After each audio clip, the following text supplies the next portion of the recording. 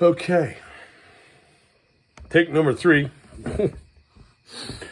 I'm trying to keep this short because I know most people do not watch my long videos. I guess I can't blame them. Because they're not all cool. They don't got music with it. It's just me. Just a man dying of heart failure, possibly even cancer. Trying to live a dream, make a dream come true, to live a certain way in his last few years. And, well, life just seems to keep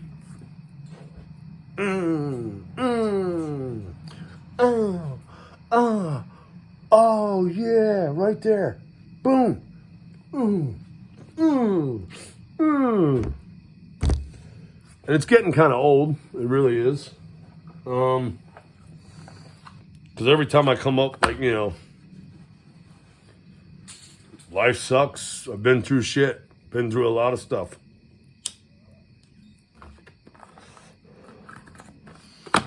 Divorced because I'm dying of heart failure. Thrown away. Thrown out like the trash. That was probably the biggest kick in my nuts in my life. But now life seems to just keep fucking digging a little bit more. And it's in the form of this, trying to get my van running right. Trying to get my home running. Keep it running good. With all the parts that I've replaced up until last weekend, everything I did was making improvements. Then I did fuel injectors, plugs, and ignition coils. And then there was an issue, the misfire on number 2. So I've replaced the ignition coil and the spark plug again, twice, second time. So now, second new ignition coil, second new spark plug. Seemed like it was running okay. But as far as the tachometer, my tachometer needle shows me we're good. It's holding steady, right where it should be at idle. But my feeling, my senses, that you can feel something, I feel a vibration. Now, doing a little research earlier, after going to the parts store to get more stuff to do a couple other things to this today. Or tonight, I should say. Last night. It's probably last night now. Yeah, now it's last night. Because now I think we're officially in Monday. So last night, yesterday, I go to the parts store. I get stuff. And then I I'm thinking, and I'm like, wait a minute. As I'm driving along and I'm feeling this vibration every time I come down to a stop. I'm like, it dawned on me. So I did a little research, punched in Google, did a little Googling. I think my motor mounts might be shot. Now, good news. Both motor mounts I can get for under $100, brand new at AutoZone. That's bad news. Gonna have to have a garage with a lift to it that knows what they're doing, has all the proper air tools and all. Because they're gonna be messing with bolts and nuts that haven't ever been undone since 2008.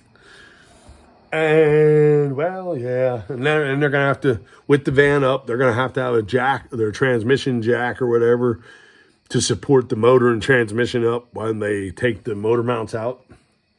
And I'm not trying to do that in any garage on the floor. So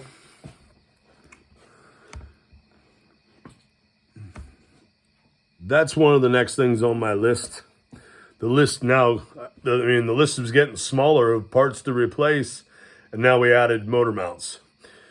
Then I was also thinking, I'm like, wait a minute.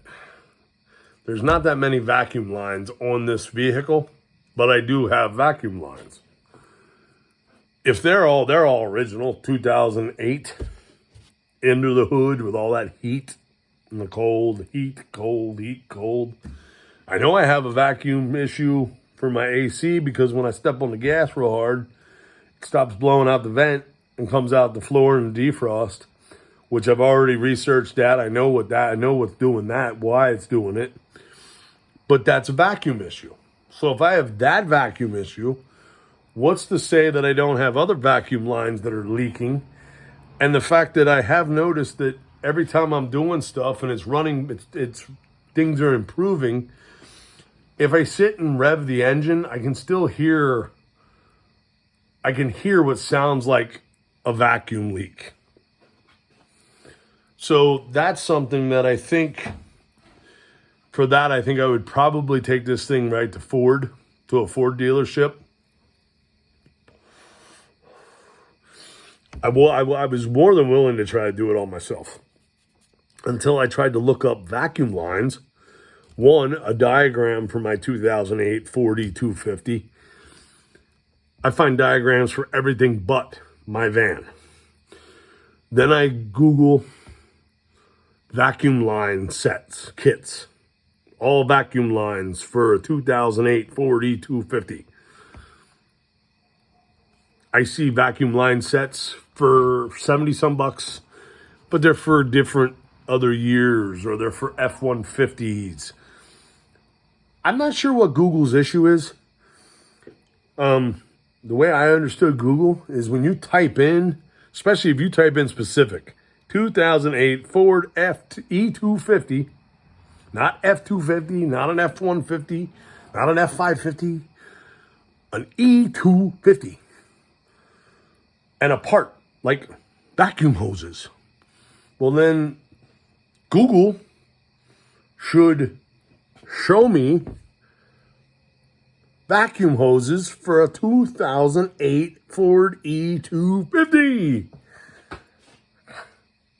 Amazing, ain't it? I mean, Google's this big giant company, and yet I type in specific shit that I want for this van, for my home, and it can't find it for me. What am I missing? I mean, come on. So Google, I know you. I'm sure you got programs out there to, if your business name is mentioned in a video or typed in a forum or something, probably picks it right up and shows it to you so you can see what's going on. So Google, fix your search engine. When I specifically search up something for my van, that's what I want to see.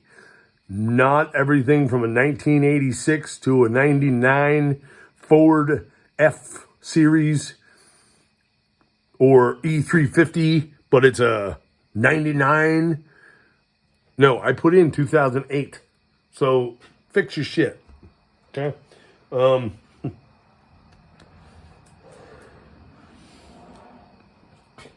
So, but back to the list. The list of things to do to this yet is now going to be all vacuum lines. Upper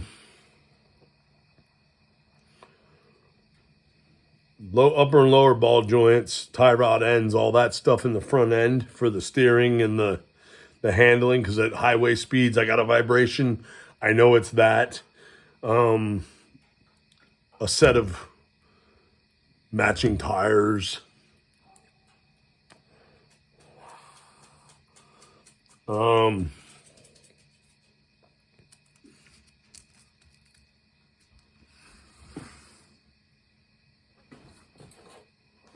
front end alignment. New rear leaf springs for this, all 4 shocks. Which, here's one for you. Most vehicles, especially full-size trucks and vans, the front shock, okay, you got your shock, okay? At the top is a threaded post, goes through a bracket, and then a washer and a nut go on top to tighten it down. At the bottom would be a hole. You know, it's got its mount, has a hole in it. That goes in between a bracket. Actually, it'd be like that. And then the bolt goes through the bracket, through the shock, out the other bracket side, and the nut goes on. Those are front shocks. Well, being under this thing, doing the rear differential last night, taking a gander at the shocks, I realized one, they're both coming off the same side of the axle, which I just saw a video where a mechanic questioned. He did shocks on his Chevy pickup truck and questioned why one is on the front, one's on the back. And asked people that, hey, if you happen to know why they do this, let me know in the comments. And a whole bunch of people left him know that it has something to do with dampening axle twist, because they started doing that when they added limited slip in rear ends on vehicles in the rear diffs. So I read it, I'm like, it makes sense. Yeah, okay, cool. Now, mine are both on the same side. I do believe coming off the front side of the axle. And they go up. Now, the cross member bracket that they go into, they are the exact same style shock that's on the front with a post on the top. But where it goes through, the most you probably get in there is a box wrench. If you're lucky enough to have ratcheting box wrenches, get in there and get a quarter turn at a time. So after noticing that, now I know that the shock job for this van, along with the front end suspension, steering components, and the rear leafs, is all going to get done at a garage with a lift and proper air tools, and the place that, a guy that has way more tools than I have.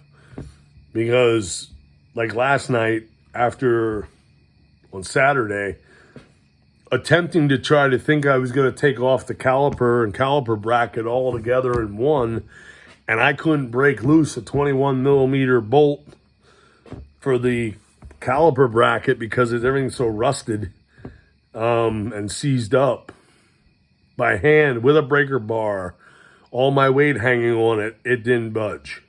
No room to get in. The only power tool I had wouldn't fit. Now, a garage will have an air ratchet, little short 90-degree air ratchet. They'll be able to get in there and impact that thing, and they'll get it off. They'll get it out no problem if they want to, if I have them do it. So all that stuff's going to get done in a garage. So now I got to save up for the cost of labor to have a garage do that work, besides the parts. The vacuum lines, I would like to think I could do that myself, but I'm going to have to go to Ford and question them about getting all the vacuum lines and how much that's going to cost me. Of course, we know that that's going to cost more than me going to another parts store and buying a roll of vacuum line. But the problem is, what I've seen in this van is I've got the line that goes up front to control my AC issue that goes to the vacuum reservoir for the HVAC controls. That's a very tiny line, vacuum line. But the vacuum line coming off the intake and EGR to go to the fuel pressure regulator is a little bit bigger. And then another one that comes off the EGR intake and goes over here to the brake booster, well, that's a big one. So multiple different size hoses. I'm not buying a reel of different sizes when I only need a few pieces. So I think I'm just going to go to Ford, question them about how much it would be to get all the vacuum lines for this thing. Maybe I might still do vacuum lines myself, maybe, or at least some of them, because I'm starting to wonder if I'm pretty sure. I mean, I know I have the issue with the AC. When I get on the gas, it loses vacuum. The controls go to the defrost and floor instead of the dash. So I know I have a vacuum issue. So if there's an issue with the vacuum for that, chances are my other vacuum lines probably all have issues as well, which could be causing some of the, could easily cause rough idling and all this and that, because it needs vacuum to help control stuff. The fuel pressure regulator has a vacuum line going to it. So besides all that, then I periodically check my oil in this thing. Of course I do, because it's my home. And I know that I've learned in the time that I've owned it over a year and a couple months, I know that the old girl uses a quart of oil. She's either burning it, leaking it, or just evaporating it off from running the engine. And a little bit of the leak, I should say the leak isn't a bad leak. There's only like one spot underneath where I've noticed some oil. I wipe it off. The next month, there's a little bit there again. So it's not like it's a bad leak. And the smoking, the burning it, I know there's some blow by on when I did all the work here these last 2 weekends now. When I pull off the tube coming from the PVC or the PCV valve on the valve cover, pulling that off, there is oil blow by coming back into the system. The one that comes off the driver's side, I think, goes into the part of the housing that attaches to the throttle body. There's some oil in there. Not a lot, just enough that you can see it. So I know that I have some blow by. So I started using Ridslone Stop Smoke, and it's supposed to help, has special polymers or whatever, blah, blah, blah, blah, blah, to seal up and help with worn piston and piston rings to help eliminate blow by, therefore stopping the smoking out the exhaust. I've only ever had a few times where I've noticed a little, no big deal, nothing major. It's not like I'm not smoking out the mosquitoes every time I drive down through the, down the backcountry road. I'm not leaving a trail of smoke signals for somebody to follow, nothing like that. So when I use that stuff, it stops the smoking. Now, I haven't put any of that in lately because of all the other stuff I've been doing. It's probably been 2-3 months since I put the last bottle of that stuff in. So I bought a bottle of that while I was at AutoZone. When I got back here, I feel that vibration in the motor, which I think is why I believe that my motor mounts are shot and need to be replaced. But I put the Ridslone No Smoke oil additive in, left it sit for a little bit so I knew it went down into the engine. And then I started the engine. And at first when I started, I plugged in my new little scanner, and it came up with a PO302, which is the misfire on number 2. I cleared it, reread it. It came back again. I cleared it. It reread it, told me I have 0 DTCs. Even when the reader told me I had that code, check engine light didn't come on. So that tells me that possibly I could have had this misfire for a while now, but it wasn't enough to set off the check engine light. Now I got a brand new ECM, all the throttle body, all that other stuff, everything, all this stuff that's been replaced now. The only other thing that I didn't replace yet on cylinder 2 was the new injector that I put in last weekend. I didn't get another injector. I probably should have. Well, I had it apart. I should have just replaced the injector too. Which maybe I'll do that. Maybe I'll do that one night this week. I don't know.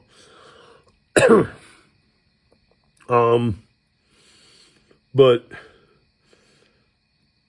other than replacing the new injector for cylinder 2, which I don't think I should have to, because when I started it up yesterday, everything seemed to be running fine.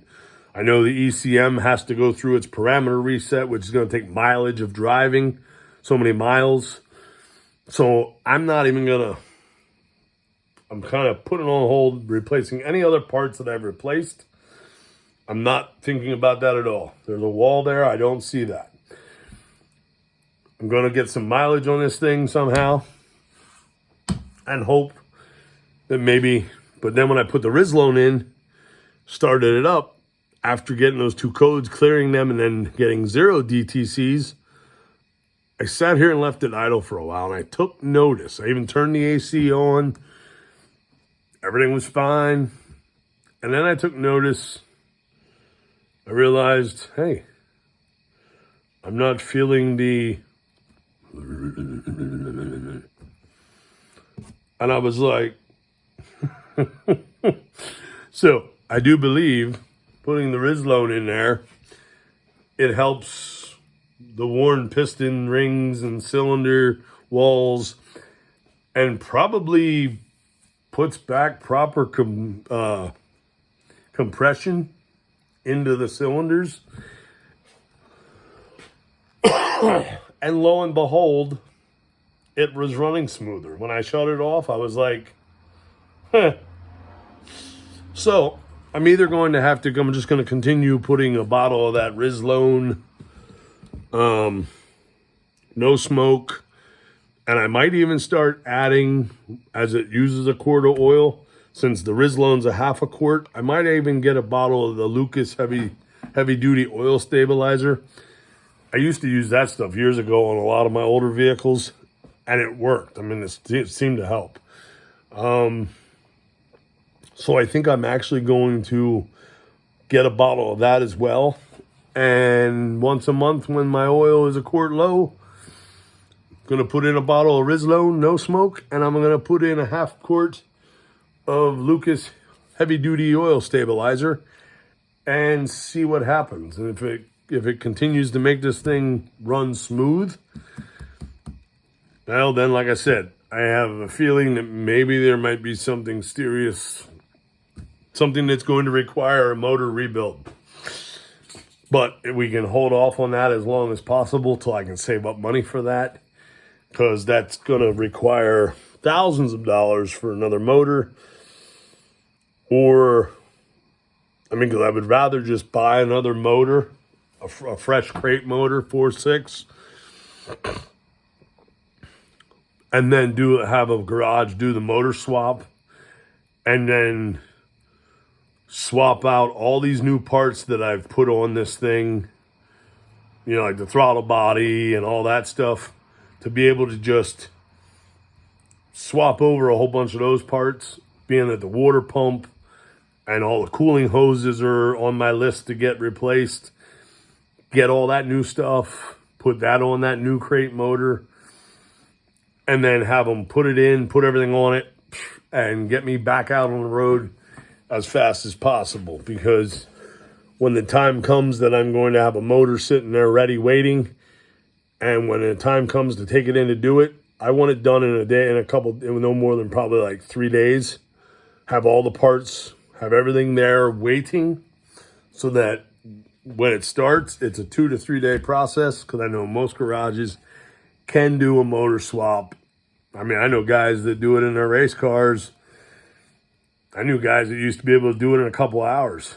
I helped my old boss completely tear apart his 5.0 Mustang motor and pull the block.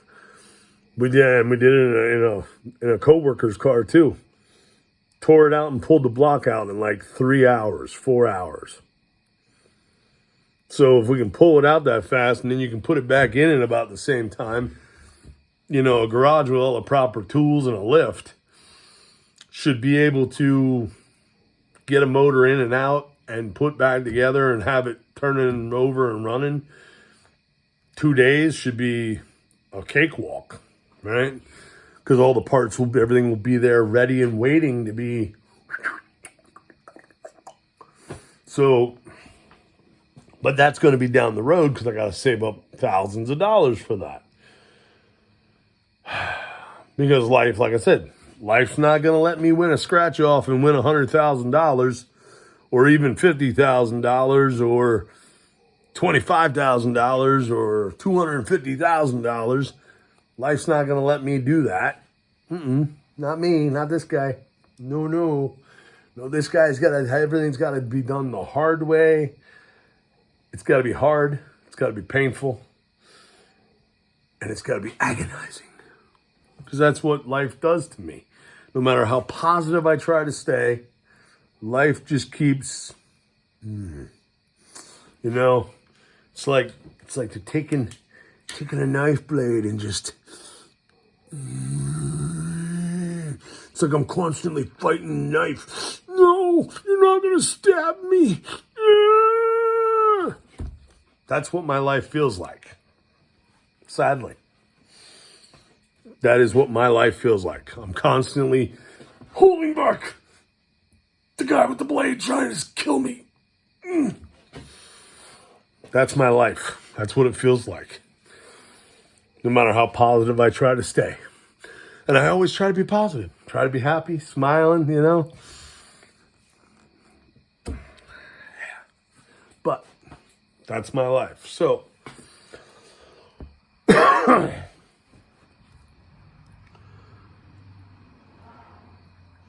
put it on my, I think it was on my part 1 video.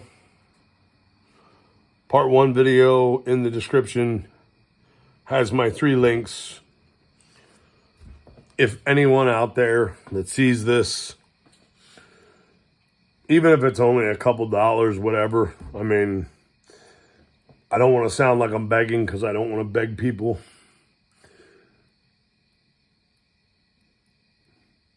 But if there's anybody that sees the video out there that, if you want to make a donation, part 1 of working on my van, links are in the description. I got PayPal, Cash App, and Venmo. Donations are more than welcomed, be accepted. Doesn't even have to be a lot, Sad part is, if 1 million people, there's people with 1 million subscribers on YouTube.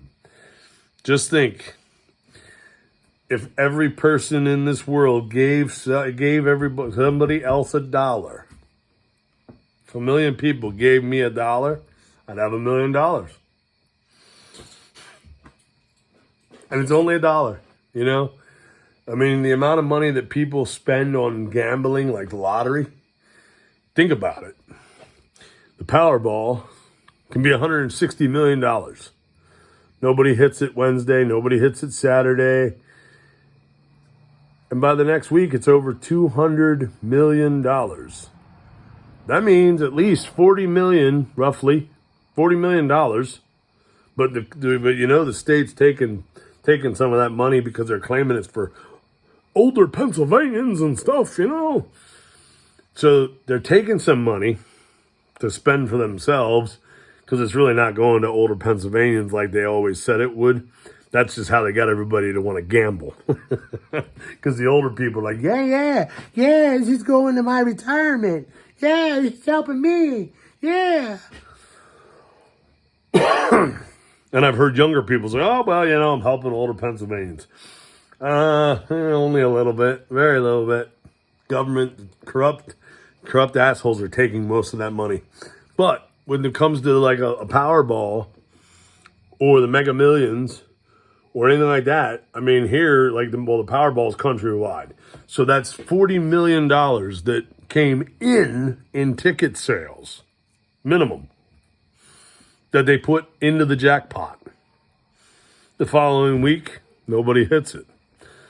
By the next week, it's at almost $300 million. I mean, you just got to drive down the road and you see those signs that show the Powerball, and then drive by it after the next night when it would play, and then see it the next day, and you see what the number is. That's a lot of money people are throwing away. And I was guilty of it. I used to play it all the time. Not no more. But I don't expect anybody to give. I've had a few people in the last year. I had a couple of mine that are good friends of mine. They made donation to me through Venmo, and it was very appreciated. Helped me out greatly. It bought my diesel heater. It helped me out in times where I was making way less at my old job, and it helped me out greatly. And I appreciate it so much. But I'm not expecting everybody, most people are not going to be able to afford to drop big donations into any of my three things. But if anybody wants to help, try to help this cause for me to get to travel and spread my dad's ashes before I die, the same thing that killed him and my grandfather. Being that I've only got a couple years, and if I do actually have cancer now, I'm still too scared to find out what doctor I got to go to get more tests done. But if I do happen to have cancer, which that runs in the family too on both sides, mom and dad. My mom's battling ovarian cancer, had surgery, but still had it spread through her whole upper body and her abdomen on the perineal lining. So she's battling it, and they thought the chemo was doing really well. But I know she's tired of being sick, so I don't think she's planning on doing any more chemo, just the maintenance pill, which pretty much, she said, quality over quantity. So take that for what it means.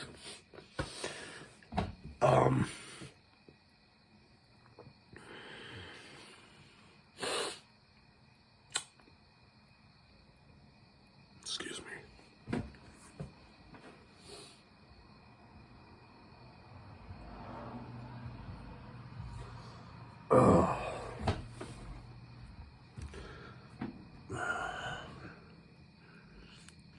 But that scares me even more because I had blood work done that the heart group wanted done to make sure that I didn't have any internal bleeding because of being on warfarin. I'm on blood thinners because of my artificial aortic valve after my open heart surgery. I'm on blood thinners because if I don't take them, my blood will clot on that artificial valve, thinking it needs to stop, like as if you cut yourself. And the blood clot, when it breaks free, it's not if, it's when it breaks free, it goes right to the brain.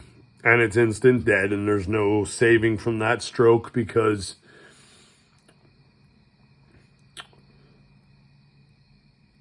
when I had the surgery done, they gave me the normal dosage of heparin and started my warfarin pills immediately. What they give everybody else would normally send their INR levels sky high. Mine did not even come up to the range that I need to stay in. I just had my INR done. I'm at 2.5. My range is 2.0 to 3.0.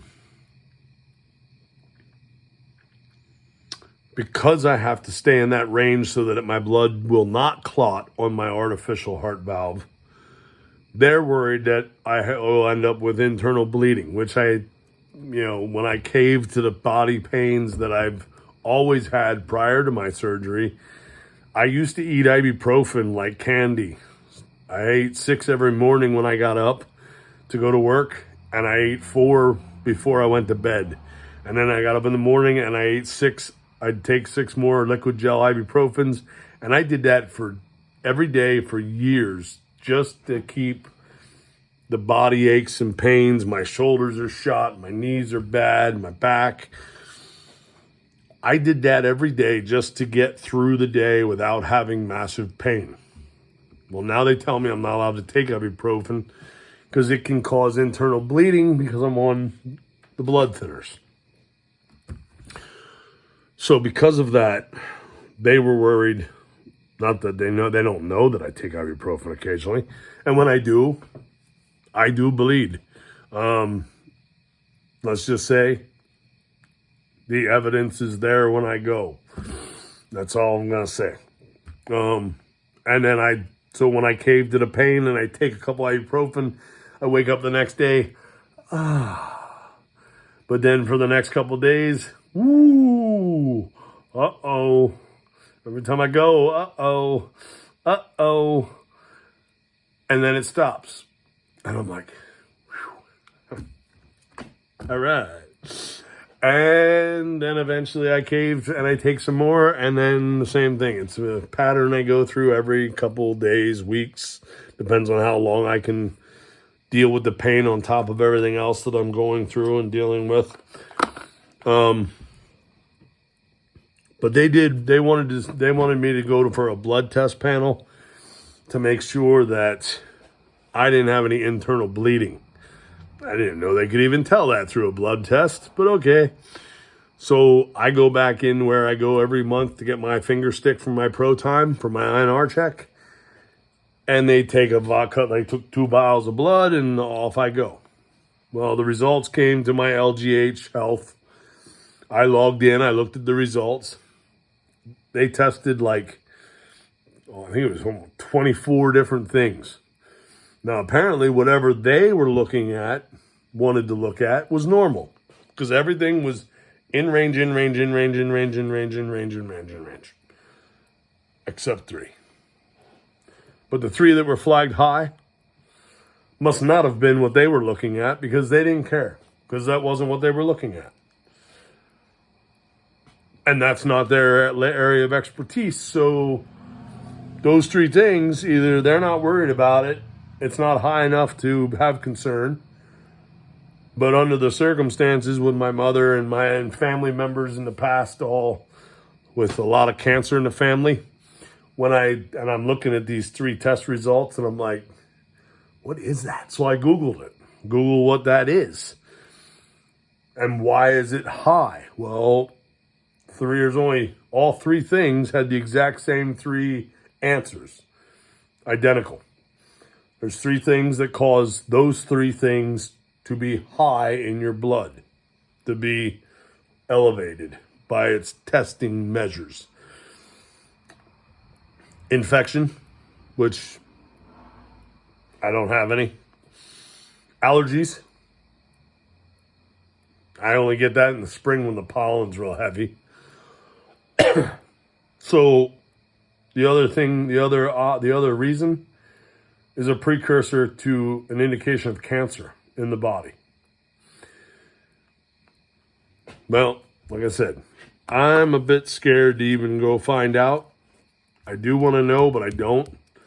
Because if I do have cancer, then that means that's going to take me before my heart failure, because I will not go through chemo. I will not go through any of that treatment or surgery because I'm on blood thinners. Hell, I couldn't even get a dentist to pull my broken tooth out.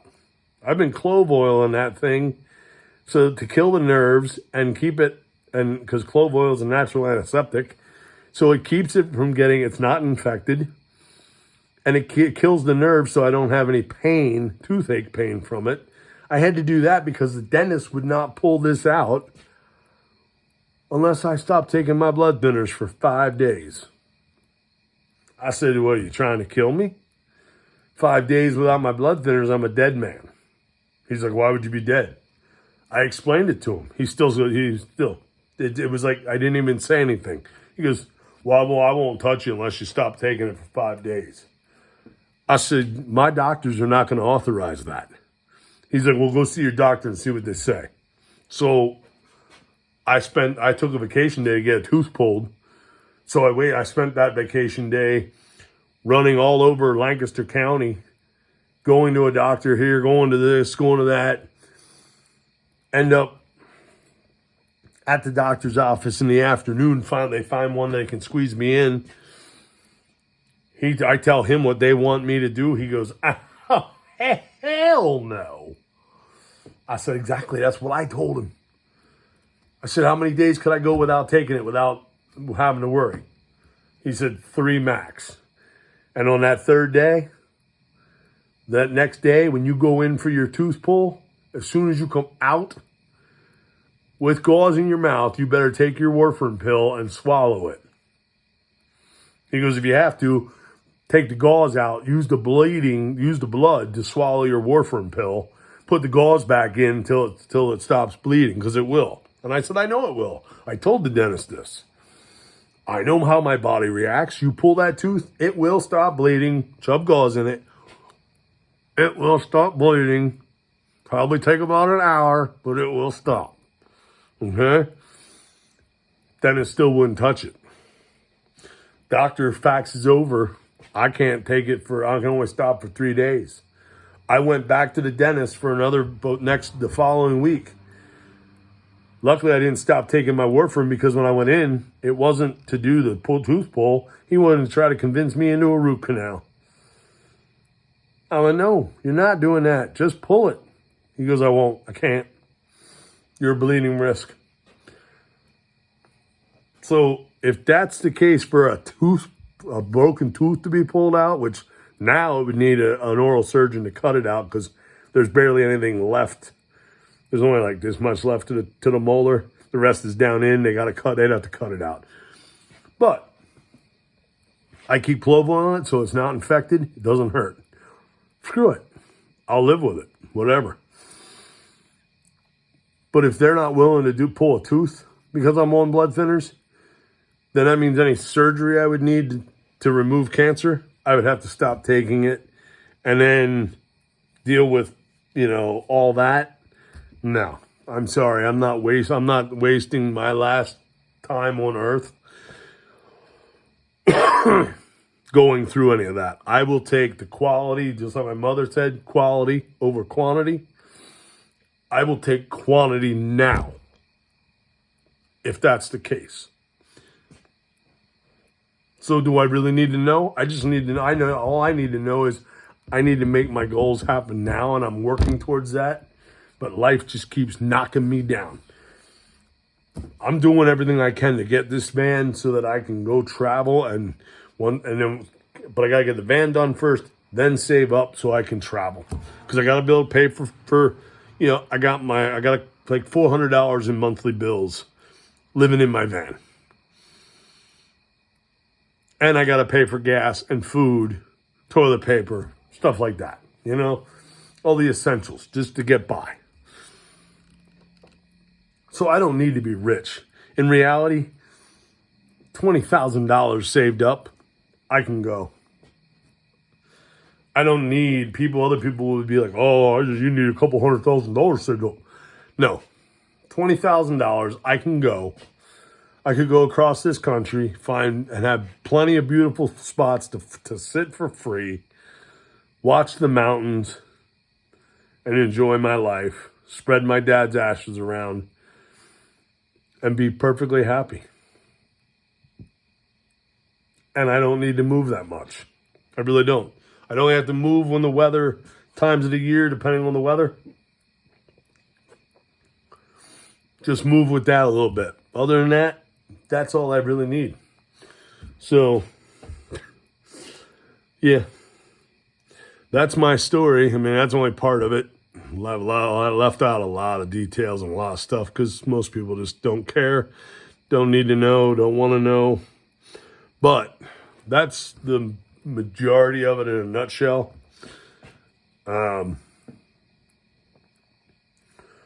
So if anybody that sees this is compelled to want to make a donation, like I said, part 1, working on my van, it's in the description. Got PayPal, Cash App, Venmo.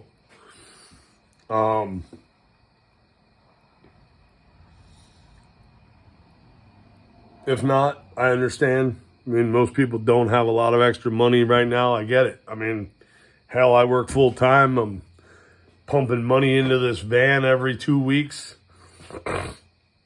Half my paycheck just went into this van, and then the other half's going to be gas money, just driving back and forth from where I park to where I work. And, I've been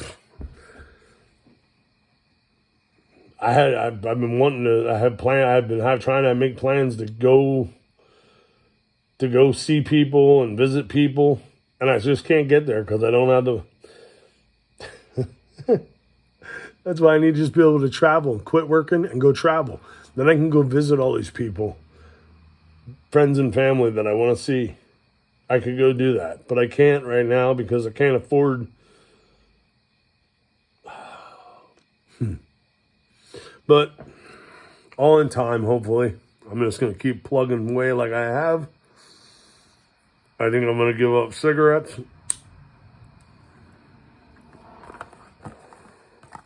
Because they're too damn expensive.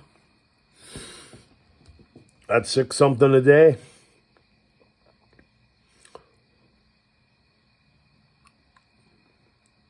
So, yeah.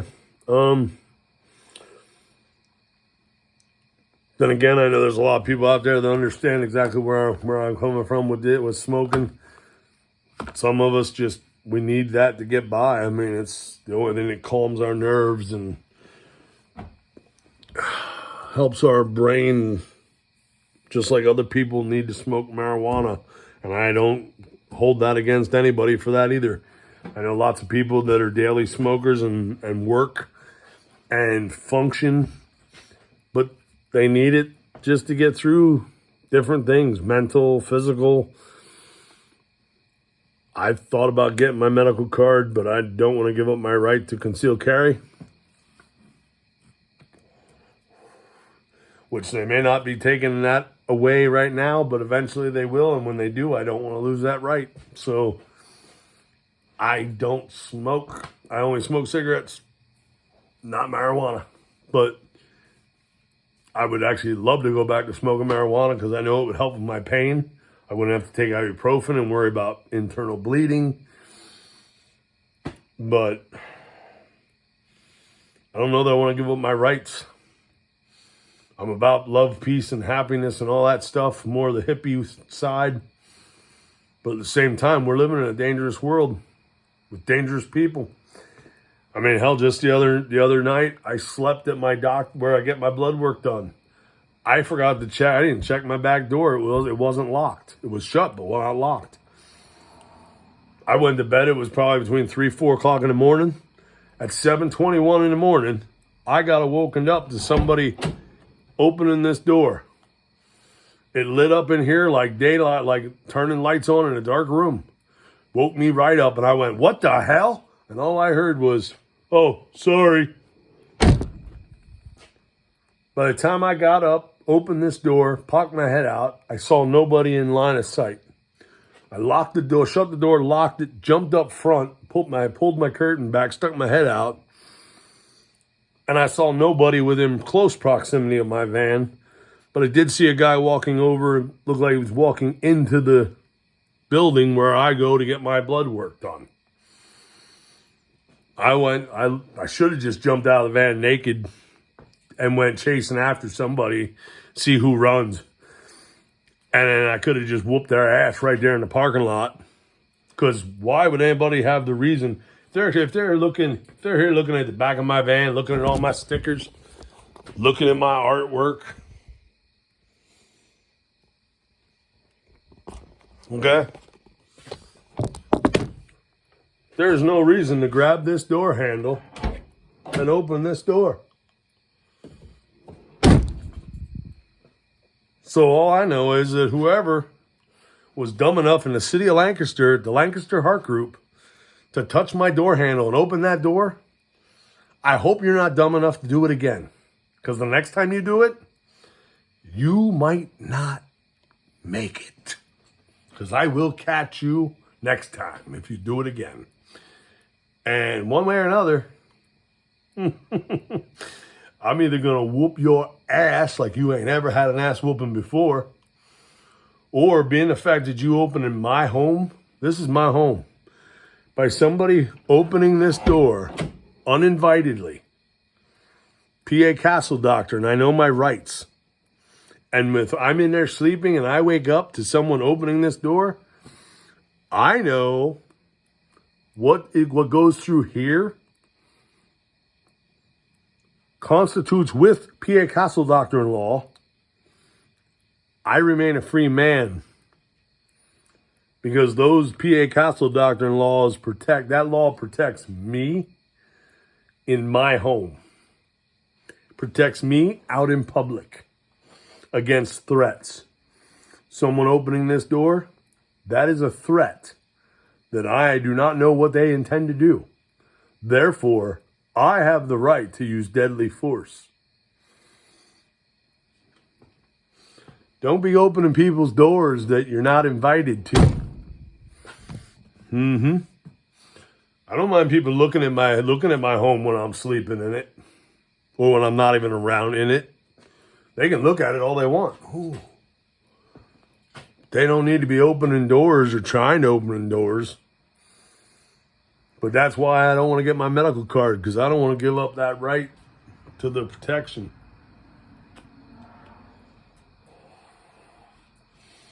So that's it. That's all in a nutshell. This video is 50 minutes long.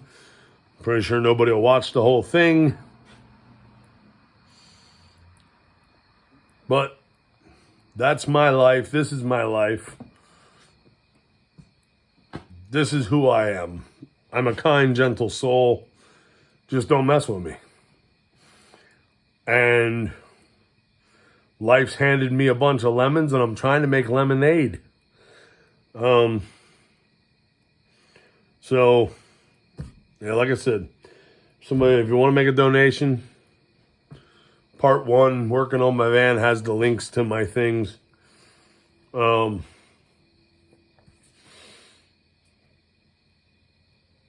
Donations are appreciated, not expected though.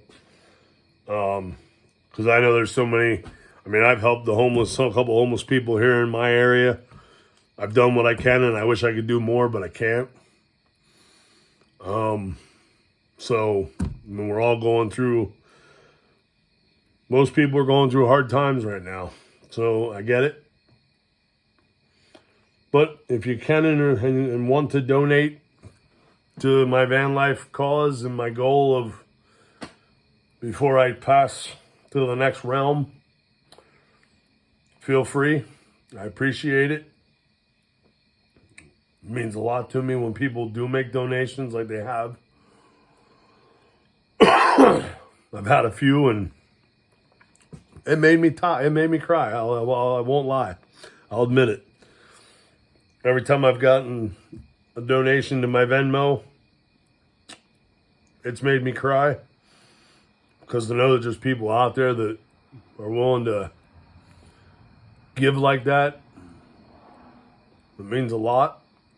And I do my best to try to pay it forward when I can. So, on that note, I will catch you all later. Remember, fight for love, not hate. And be kind to yourself. Be kind to others. We never know what everybody's going through. It may look happy on the outside, but on the inside, we're just a tore up mess. So be kind, because you never know what somebody's going through. Peace. Love y'all.